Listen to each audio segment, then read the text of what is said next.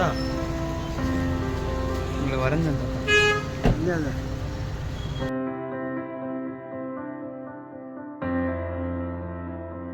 தாத்தா. உங்களை வரைஞ்சேன்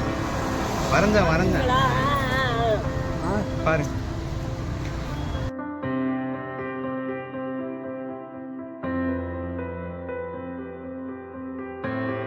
கண்ணு தெரியாதா? வரைஞ்சிருக்கோம். உங்களுக்கு தெரியும்ல,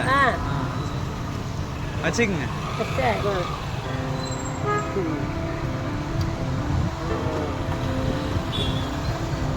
பேனாவிலே வருது.